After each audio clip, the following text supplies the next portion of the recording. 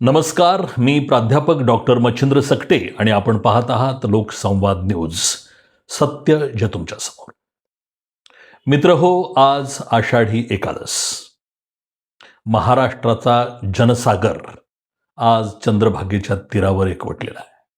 भक्तीचा महापूर आलाय असं म्हटलं तरी सुद्धा चुकणार नाही. महाराष्ट्राचे मुख्यमंत्री सन्माननीय देवेंद्र फडणवीस यांनी आज पहाटे सपत्नीक विठ्ठलाची पांडुरंगाची महापूजा केलेली आहे. आणि यांच्याही पेक्षा जर दुसरं काय असेल तर महाराष्ट्राला वेड लावणाऱ्या या पांडुरंगाच्या दर्शनासाठी महाराष्ट्रातला भक्तजन आतुर झालेला आहे. विठ्ठलाच्या भेटीसाठी वेडा झालेला आहे. 250 किलोमीटर पायी प्रवास करत हजारो लाखो लोक आज पंढरपुरात चंद्रभागेच्या तीरावर आहे. मी मात्र प्रीती संगमावर आहे आणि मी आपल्याशी संवाद साधत आहे. आणि आजच्या चर्चेचा विषय आहे कानडा राजा पंढरीचा आहे तरी कोण आणि आहे तरी कसा. एक छोटासा भक्ती मार्गातून केलेला हा शोध आहे. विठ्ठलाचं वेड मला किती आहे हा भाग महत्त्वाचा नाही आहे, पण माझे वडील ज्ञानदेव गणोजी सकटे यांना प्रचंड विठ्ठलाचं वेड होतं. ते स्वतः आषाढी वारीच्या निमित्तानं नक्कीच अगदी न चुकता पांडुरंगाला भेटायला जात असत. तुलनेत तो भक्तिभाव मला जपता आलेला नाही, ती परंपरा मला जपता आलेली नाही. पण आज का कोणास ठाऊक माझ्या वडिलांची आठवण आली आणि पांडुरंगाचीही आठवण आली आणि त्यातून माझ्यापुढं प्रश्न पडला की खरंच महाराष्ट्राला वेड लावणारा कानडा राजा पंढरीचा आहे तरी कोण. जरा एक शोध घेऊया. मित्रहो, हा जो काय पांडुरंग आहे, हा जो विठ्ठल आहे, हा विठ्ठल खरंच कोण आहे? हे मंदिर कधीच आहे, कुणी बांधलं, कसं बांधलं, या सगळ्यांचा शोध घेण्यात किती रंजकता आहे, किती आनंद आहे याची कल्पना मी घेतलेली आहे. मी अत्यंत प्रसन्न भावनेनं आपल्या सगळ्यांशी संवाद करतोय. महाराष्ट्रातल्या बहुजन समाजाला आणि सर्वच महाराष्ट्रातल्या मराठी बांधवांना मी सांगू इच्छितो की भारतीय संस्कृती कोशाच्या 5व्या खंडामध्ये पांडुरंगाच्या मंदिराच्या संदर्भातला रेफरन्स एक आहे. आणि त्याच्यामध्ये असं म्हटलंय की पंढरपूरचा पहिला उल्लेख, पंढरपूर शहराचा पहिला उल्लेख इसवी सन 515 मध्ये राष्ट्रकूट राजा अविधेय याच्या ताम्रपटामध्ये आहे. इसवी सन 515 राष्ट्रकूटाचा राजा त्याच्या ताम्रपटामध्ये पंढरपूरचा उल्लेख आहे. आणि त्या ठिकाणी जो उल्लेख आहे तो पंढरपूर असा शब्दशः नाही. 515ला जो उल्लेख आहे तो आहे पांडरंगपल्ली आणि तशा पद्धतीचा हा उल्लेख आहे.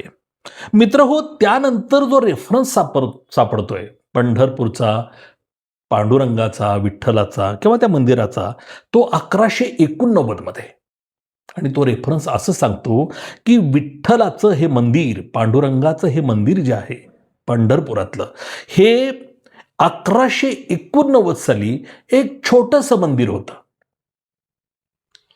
म्हणजे आजपासून, आज 2026 साल आहे, आजपासून 837 वर्षापूर्वी पंढरपूरमध्ये पांडुरंगाचं, या कानडा राजाचं पहिलं मंदिर छोटंसं 837 वर्षापूर्वी बांधल्याचा रेफरन्स सापडतोय. त्यानंतर 1237 मध्ये होयसाळ राजा म्हणजे यादव राजा वीर सोमेश्वर यानं कर्नाटकातलं एक गाव दान दिलं या देवाला, असे रेफरन्स आहेत. 1237 ची ही गोष्ट आहे. त्यानंतर 1273 मध्ये यादव राजा रामचंद्र देव व त्याचा कर्णाधिपती हेमाद्री पंडित यांनी या देवळाची वाढ केली असा रेफरन्स आहे.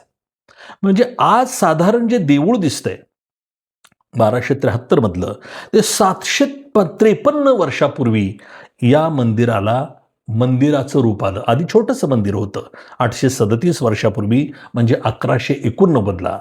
तेच मंदिर 1273ला त्याला थोडंसं मंदिराचं स्वरूप आलं आणि यादव राजा रामचंद्र देवानं या मंदिराला देवळाचं रूप दिलं. पुढे 1303 मध्ये म्हणजेच 723 वर्षापूर्वी हे मंदिर बऱ्यापैकी मोठं झालेलं होतं. म्हणजे आज जे आपण पांडुरंगाचं मंदिर बघतोय, विठ्ठलातलं पंढरीतलं जे मंदिर बघतोय, साधारण त्याचं जे काय स्ट्रक्चर आहे ते 1303 म्हणजे 723 वर्षापूर्वीचं आहे. छत्रपती शिवरायांच्याही खूप खूप आधीचं हे मंदिर आहे. त्यानंतर अनेक वेळा या मंदिराचं नूतनीकरण झालेलं आहे. पण 16वं शतक, 17व्या शतकात, 18व्या शतकामध्ये मंदिराचं वेगवेगळ्या पद्धतीचं बांधकाम होत गेलेलं आहे. मंदिराची वाढ होत गेलेली आहे. परंतु आज ज्याला आपण विठ्ठल मंदिर म्हणतोय, ते ज्या जागेवर उभं आहे त्या पंढरपुरातल्या जागेला पूर्वी विठ्ठल टेकडी असं नाव होतं. आणि या विठ्ठल टेकडीवर जे मंदिर उभं आहे ते विठ्ठलाचं मंदिर म्हणून सगळीकडं सुप्रसिद्ध झालेलं आहे. हे जे मंदिर आहे हे फार मजेशीर मंदिर आहे. पूर्वाभिमुख अशा पद्धतीचं हे मंदिर आहे. म्हणजे या मंदिराचा मुख्य दरवाजा पूर्वेकडे आहे, पूर्वेच्या दिशेला आहे. या मंदिराची पूर्व पश्चिम लांबी जी आहे, म्हणजे सूर्य उगवतो आणि मावळतो, पूर्व पश्चिम जी लांबी आहे ती 117 मीटरची लांबी आहे आणि दक्षिणोत्तर रुंदी जी आहे ती 58 मीटरची रुंदी आहे. मंदिराला पूर्वेकडे 3 दरवाजे आहेत. त्यामध्ये मुख्य दरवाजा आहे त्याला महाद्वार म्हणतात आणि ह्या महाद्वाराला दुसरे एक नाव आहे ते म्हणजे नामदेव पायरी.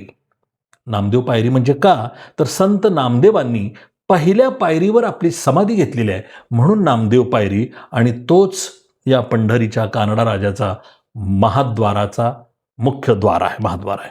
दुसरा दरवाजा जो आहे पूर्वेकडे करून त्याला बारीचा दरवाजा म्हणतात आणि तिसरा आहे त्याला तरटी दरवाजा.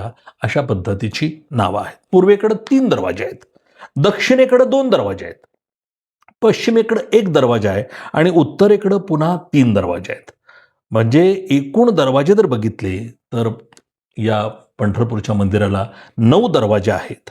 या दरवाजामध्ये आपण मुख्यद्वारानं प्रवेश केला की अलंकार ग्रह आहे आणि या अलंकार ग्रहाला लागूनच 16 खांबी मंडप आहे. 16 खांबी मंडप.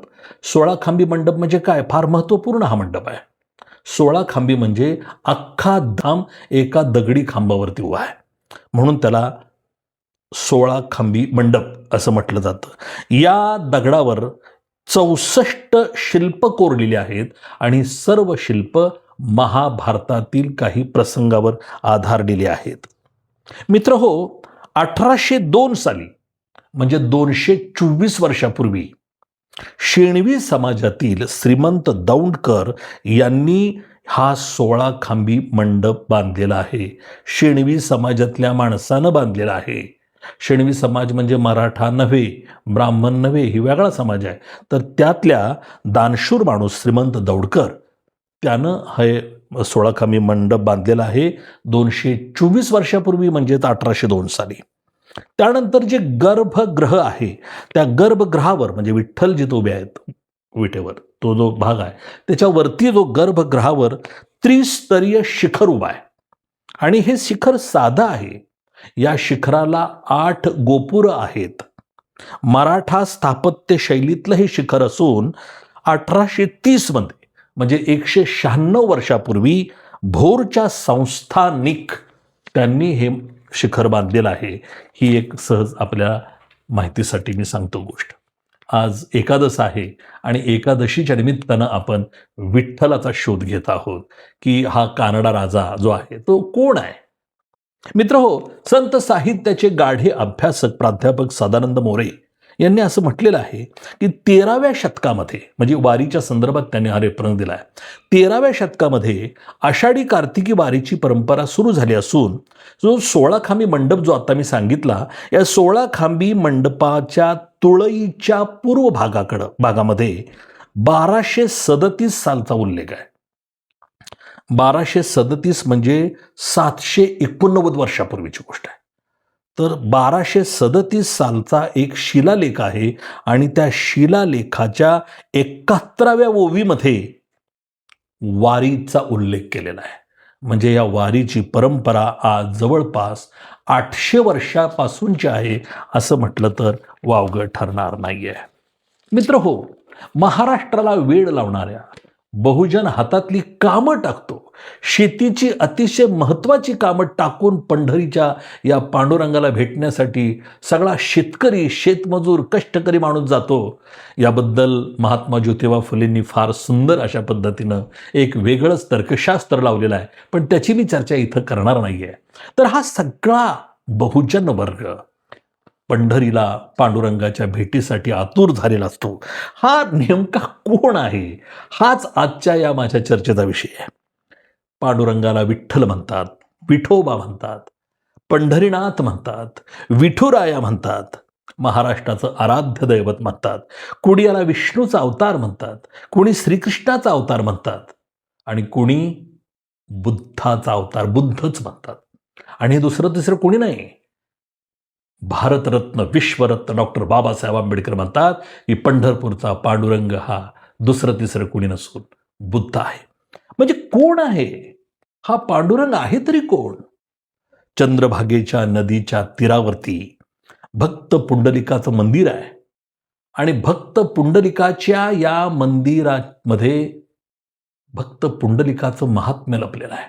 आपल्या आईवडिलांची सेवेला सर्वात महत्त्व देणारा भक्त पुंडलिक, त्याचा तो सेवावृत्ती भाव बघून साक्षात पांडुरंग पुंडलिकाच्या भेटी गेले आणि त्यावेळेला पुंडलिक म्हणाले विठ्ठलाला, पांडुरंगाला, मी माझ्या आईवडिलांची सेवा करतोय, ही वीट घे आणि विटेवर उभा राहा. आणि तेव्हापासून 28 युगे पांडुरंग हा विठ्ठल विटेवर उभा आहे, कमरेवर हात देऊन, की पांडुरंगा हा थोडं थांब म्हणतोय आणि हा कमरेवर हात ठेवून पांडुरंग म्हणतोय, अरे तुझी आई वडिलांची सेवा कधी पूर्ण होणार आणि तुम्हाला कधी भेटणार?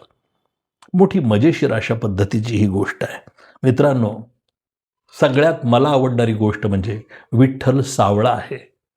आता मी कसा आहे ते तुम्ही सांगा, सावळा की काळा? पण विठ्ठल माझ्यासारखा आहे किंवा मी विठ्ठलासारखा आहे. कमरेवर हात, आणि हा एकेश्वरवादी आहे. आणि या विठ्ठलाचं वैशिष्ट्य असं आहे की हा विठ्ठलाला कोंबडं लागत नाही, बकरं लागत नाही, नैवेद्य नाही, पोळी नाही, काही नाही आहे. फक्त भाव मनी पाहिजे, त्याला प्रेम पाहिजे, त्याला नामस्मरण पाहिजे. बस याच्यापेक्षा दुसरं या बहुजनाच्या, या महाराष्ट्राच्या आणि कर्नाटकाच्या दैवताला दुसरं काही नको. त्यामुळं माझ्यापुढं कधी कधी प्रश्न पडतो की एवढा मोठा महाराष्ट्राचं आराध्य दैवत असलेल्या दैवताला कोंबडं नाही, बकरं नाही, रेडा नाही, काही सुद्धा लागत नाही. आणि हे बाकीचे देव का ह्या रेड्याला आणि कोंबड्याला एवढे व्याकुळ झालेले आहेत? भक्तांनी यावर कधीतरी पुनर्विचार करायला हरकत नाही आहे. तर वारकरी संप्रदायाचं केंद्रस्थान असलेल्या या पंढरपूरमध्ये विठ्ठलाचं अस्तित्व आहे. विठ्ठल जो आहे तो कृष्णाचं रूप आहे. सहज जाता जाता म्हणून सांगतो, हा लेकूरबाळ आहे. ह्याला पत्नी आहे रुक्माई, तुम्हाला माहित आहे रुक्मिणी. रखुमाई या नावानं तीही आपल्या वारकऱ्यांच्या आणि सगळ्या भक्ती करणाऱ्यांच्या ओठावर विठ्ठल रखुमाई हे नाव असतं. तर विठ्ठलाला 3 पत्नी आहेत, 3 बायका आहेत. रुक्मिणी आहे, राही आहे आणि तिसरी सत्यभामा. अर्थात श्रीकृष्णाचाच हा अवतार असा मानल्यामुळं या सगळ्या गोष्टी आलेल्या आहेत. पण विठ्ठलाला, पांडुरंगाला 3 बायका आहेत आणि हा लेकूरवाळा आहे, संसारी आहे. हा माझ्या दृष्टीने त्यातला सगळ्यात महत्त्वाचा भाग आहे. मित्र हो, कोणी म्हणतं विष्णूचा अवतार म्हणजे कृष्ण आहे, दुसरा अवतार कृष्ण, आणि विठोबा हा 9वा अवतार आहे. बुद्ध हा सुद्धा काही लोक म्हणतात की 9वा अवतार आहे. त्यामुळं विठ्ठल ही 9वा अवतार, बुद्ध ही 9वा अवतार, म्हणजे 9वा हा अवतार असलेला बुद्ध हाच विठ्ठल आहे आणि विठ्ठल हाच बुद्ध आहे, अशी ही चर्चा इथं होत असते. पांडुरंगाच्या संदर्भातला पहिला उल्लेख जे काही आहेत अनेक ठिकाणी, त्यामध्ये गरुड पुराणामध्ये उल्लेख आहे, स्कंद पुराणामध्ये उल्लेख आहेत, अनेक पुराणामध्ये या पांडुरंगाचे आणि विठ्ठलाचे उल्लेख आहेत. मित्र हो, पुंडलिकाची भक्ती आपण ऐकलेलीच आहे. आपल्याकडे एक असं बोललं जातं, पुंडलिक वरदा हरी विठ्ठल, श्री ज्ञानदेव तुकाराम, पंढरीनाथ महाराज की जय. पंढरीनाथ म्हणजे पंढरीचा नाथ, पंढरीचा पालन करता. तर त्याच्या नावाचा जय जयकार आज चंद्रभागेच्या तीरावरती होत आहे. मित्र हो, देवांची सुद्धा गंमत आहे. सोमवार जो असतो तो शंकराचा आहे, महादेवाचा आहे. मंगळवार लक्ष्मीचा आहे, गुरुवार दत्ताचा आहे, शुक्रवार लक्ष्मीचा, शनिवार मारुतीचा, रविवार खंडोबाचा, ज्योतिबाचा, बिरोबाचा राहतोय बुधवार, आणि हा बुधवार कोणाचा आहे? हा बुधवार पांडुरंगाचा आहे, हा बुधवार विठ्ठलाचा आहे. लोक म्हणतात जन्मात बुधवार हा भूताचा, अजिबात नाही. बुधवार हा पांडुरंगाचा आहे. आजपासून जो जो माझा व्हिडिओ ऐकेल त्यानं भूताला रिटायर करायला हरकत नाही मनातून. बुधवार हा पांडुरंगाचा, विठ्ठलाचा आहे, एवढं लक्षात ठेवायचं. तर ह्या पांडुरंगाच्या भक्तीचं एक वेगळंपण असं आहे की याला जात पात धर्म काही नाही आहे. हा पांडुरंग समतेचा पुजारी आहे, ममतेचा पाईक आहे, प्रेमाचा भुकेला आहे. सगळ्यांनी आनंदानं एकत्र यावं आणि पांडुरंग हरी म्हणावं अशी याची भावना आहे. याच्यापेक्षा दुसरं काही नाही आहे. याच्या भक्तीमध्ये बुडालेले जे लोक आहेत त्यामध्ये किती मोठी नावं आहेत, किती मोठी परंपरा आहे संतांची. संत नामदेव, संत एकनाथ, संत ज्ञानेश्वर, संत तुकाराम, संत चोखोबा, संत गोरोबा, संत सेना, संत सावता आणि संत जनाबाई. मित्र हो, हे संत असले तरी वेगवेगळ्या जातीचे आहेत, आणि हे वेगवेगळ्या जातीचे आहेत म्हणून एक संत दुसऱ्या संताचा किंवा एक समाज दुसऱ्या समाजातल्या संताचा कधीही तिरस्कार करताना महाराष्ट्रात दिसत नाहीये. सर्व संत समान, कारण विठ्ठलांपुढं हे सगळे समानतेनं उभे आहेत. मित्र हो, लक्षात घ्या, संत नामदेव शिंपी आहेत, संत तुकाराम कुणबी आहेत. मराठा आपण म्हणतोय पण ते कुणबी आहेत, मराठा आहेत असं म्हटलं तरी काही हरकत नाही. संत ज्ञानेश्वर ब्राह्मण आहेत, संत एकनाथ ब्राह्मण आहेत, संत चोखोबा महार आहेत, संत गोरोबा कुंभार आहेत, संत सेना नाभिक समाजाचे आहेत, संत सावता माळी समाजाचे आहेत, आणि संत जनाबाई ही मातंग समाजाची आहे. नवीन जे संशोधन आलेलं आहे त्यामध्ये संत जनाबाई या मातंग समाजाच्या आहेत हे सिद्ध झालेलं आहे. म्हणजे सर्व प्रकारच्या जाती धर्माचे लोक या विठ्ठलाचे गुणगान गात आहेत, त्यांच्यावर अभंग लिहित आहेत, आणि ते अभंग 800 वर्षात आजही भंग पावलेले नाहीत. हेच तर यात पांडुरंगाचं वैशिष्ट्य आहे. मित्र हो, वारकरी दिंडी जी आहे, ज्याला आपण वारी म्हणतो, या वारीची सुद्धा एक इतिहास परंपरा फार मोठी आहे. आत्ताच सांगितलं 800 वर्षाची परंपरा आहे. आळंदीतून ज्ञानदेवाची पालखी येते, सासवडवरून सोपान देवाची पालखी आहे, देहूवरून संत तुकाराम महाराजांची पालखी आहे, मुक्ताई नगरमधून मुक्ताईची पालखी आहे, त्र्यंबकेश्वरहून निवृत्ती महाराजांची पालखी आहे, आणि आता अनेक ठिकाणावरून अनेक प्रकारच्या पालख्या यायला लागल्या. खरं तर या सगळ्या दिंड्यामध्ये ज्योतिबाची दिंडी सुद्धा यायला हरकत नाही. ज्योतिबा आणि विठोबा यांचं सुद्धा एक नातं आहे, आणि मला तर असं वाटतंय की सगळ्या खंडोबांना एक वेगळ्या पद्धतीचं जनमानसामध्ये एक स्थान आणि महत्त्व निर्माण करून देणारा ज्योतिबा हे संत नसले तरी संतापेक्षा कमी नाही. त्यामुळं पुण्यातून खरं तर किंवा कटकूरमधून एखादी दिंडी ज्योतिबाची सुद्धा निघायला काही हरकत नाही. हे आपलं सहज मला वाटलं म्हणून मी आपल्यापुढे ठेवलं. मगाशी आपल्याला मी सांगत होतो की पुराणामध्ये पांडुरंगाचा उल्लेख आहे. स्कंद पुराण, पद्म पुराण, विष्णू पुराण, गरुड पुराण, म्हणजे किती जुनं हे दैवत आहे, किती मोठी परंपरा आहे, आणि बुद्धापर्यंत याचं नातं आहे असं बाबासाहेब म्हणतात. 1565 मध्ये विठ्ठलाचं पांडुरंगाचं महात्म्य तेलुगू भाषेमध्ये मांडले गेलेलं आहे. तेनाली राम नावाच्या एका कवीनं महात्म्य तेलुगू भाषेत नेलं, कानडी भाषेमध्ये गेलं आणि दक्षिणेकडे गेलं. म्हणूनच हा दख्खनचा राजा असंही म्हटलं जातं, कानडा राजा असंही आपण म्हणतो. युगे 28 विटेवरी उभा, वामांगी रखुमाई दिसे दिव्य शोभा. रखुमाई जी ज्यांची पत्नी आहे, वामांगी, वामांगी म्हणजे जी डाव्या बाजूला आहे ती, अर्धांगिणी असं म्हटलेलं आहे. तर ही आरती जी आहे की जी किती वर्ष चाललेली आहे, शेकडो वर्षापासून ही जी आरती सुरू आहे मित्रांनो, ही आरती संत नामदेव महाराजांनी लिहिलेली आहे. आणि संत नामदेव महाराज हे शिंपी समाजाचे आहेत. आणि अख्खा महाराष्ट्र, अख्खा देश आणि आता विदेशात सुद्धा पांडुरंगाची भक्ती सुरू आहे. सगळे जे आरती म्हणतात, युगे 28 विटेवर उभा, नामदेव महाराजांची ही आरती आहे, त्यांनी लिहिलेली. नामदेव महाराज हे साधे सुधे महाराज नाहीत, इतर महाराजांसारखेही नाहीत. याच नामदेव महाराजांचे 61 पदं गुरु ग्रंथ साहिब या शिखांच्या धर्मगुरूमध्ये समाविष्ट केलेले आहेत.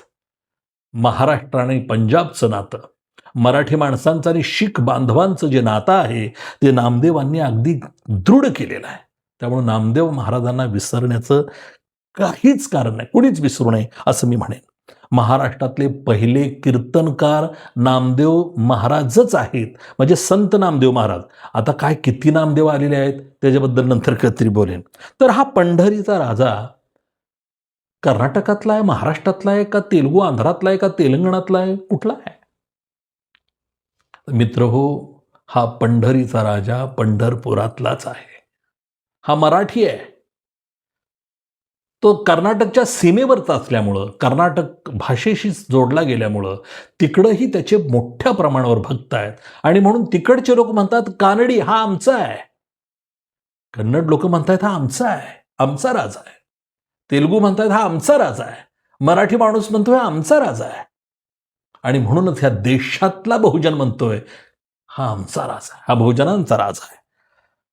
तर असा हा सगळ्या महाराष्ट्राला, कर्नाटकाला, तेलंगणाला, आंध्राला वेड लावणारा देव मोठा वेगळा आणि वैशिष्ट्यपूर्ण आहे, यात शंका नाही आहे. मित्रांनो, डॉक्टर बाबासाहेब आंबेडकरांनी हू वॉज विठ्ठल नावाचा एक लेख लिहिलेला आहे. आणि या लेखामध्ये म्हणजे हा लेख उपलब्ध आहे. Doctor Babasaheb Ambedkar writing and स्पीचेसच्या 17व्या खंडामध्ये पार्ट 3 मध्ये हा रेफरन्स त्यांनी दिलेला आहे. 25 डिसेंबर 1954ला देहू रोड येथे डॉक्टर बाबासाहेब आंबेडकरांचं एक व्याख्यान होतं. आणि त्या व्याख्यानामध्ये डॉक्टर बाबासाहेब आंबेडकर म्हटले की पंढरपूरचा विठोबा म्हणजे साक्षात भगवान बुद्ध आहेत आणि पंढरपूरचं विठ्ठल मंदिर हे बुद्ध विहार आहे. त्या संदर्भात बोलताना त्याने असं सांगितलंय की पांडुरंग शब्द हा पाली भाषेतला शब्द आहे. कारण पुंडलिक हा शब्द पाली भाषेतला असून त्याचा अर्थ आहे कमळ. आता मी कमळ म्हटल्यामुळे कोणी नाराज होण्याचं कारण नाही आहे. पाली भाषेतला शब्द आहे. पांडुरंगाला पुंडलिक असंही म्हणतात. भक्त पुंडलिक वगैरे हे सगळं नातं जे आहे ते कमळाशी कसं जोडलंय त्याच्याबद्दल सांगतोय मी. पंढरपुराच्या विठ्ठल मंदिरामध्ये जी पांडुरंगाची मूर्ती आहे, ही मूर्ती जी आहे त्या मूर्तीच्या विठ्ठलाच्या त्या उजव्या हातामध्ये कमलपुष्प आहे. कमलपुष्प हे फक्त हिंदूसाठीच नव्हे, बौद्ध परंपरेतही कमलपुष्पाला अतिशय महत्त्व आहे, कमळाला महत्त्व आहे. असो, तो काय आपल्या दृष्टीनं फार महत्त्वाचा विषय नाही. पण प्रश्न असा पडतो की विठ्ठल हा कानडा राजा आहे कोण? कृष्णाचा अवतार? कृष्ण आहे, बुद्ध आहे की राम आहे? स्वामी रामदास स्वामींनी सुद्धा पंढरपूरच्या पांडुरंगाला भेट दिलेली आहे. आणि तिथं ते असं म्हणलेत की विठ्ठला, पांडुरंगा, अरे तुझ्यात तर मला राम दिसतोय. म्हणजे रामदास स्वामीला राम दिसतो, इतरांना काहींना कृष्ण दिसतोय, काहींना बुद्ध दिसतोय. परंतु बहुजनांसाठी मात्र तो आधार आहे, बहुजनांचा आधार आहे. मित्र हो, कुणी काही म्हणोत, महाराष्ट्राला वेड लावणारं पांडुरंग हे भक्तीचं केंद्र आहे, यात काय शंका नाही. महाराष्ट्राला वेड लावणारं एकमेव दैवत म्हणजे पांडुरंग आहे. आणि महाराष्ट्राचं श्रद्धास्थान म्हणजे पांडुरंग आहे. कानडा राजा पंढरीचं नावानं एक जबरदस्त अभंग आहे. मी थोडासा आज एकादश असल्यामुळं गाऊन दाखवायचं मला मोह झालेला आहे. काय आहे तो? कानडा राजा पंढरीचा, कानडा राजा पंढरीचा, वेदा नाही कळला, वेदा नाही कळला, अंत पार याचा, कानडा राजा पंढरीचा, कानडा राजा पंढरीचा. मित्र हो, हा पंढरीचा राजा, कानडा राजा, वेदांना सुद्धा ह्याचा अंत पार कळलेला नाही. मला तरी काय कळणार आहे. पण माझ्या परीनं मी या पांडुरंगाचा, विठ्ठलाचा, पंढरीनाथाचा, विठुरायाचा एक अर्थ लावण्याचा छोटासा प्रयत्न केलेला आहे. हा पांडुरंगाचा शोध म्हणजे माझा हा एक प्रकारचा भक्तिभाव आहे असं आपण समजावं. माझा हा भक्तिभाव जर आपल्याला आवडला असेल तर लाईक करा, शेअर करा, कमेंट करा आणि सबस्क्राईब करायला विसरू नका. पांडुरंग, पांडुरंग, पांडुरंग.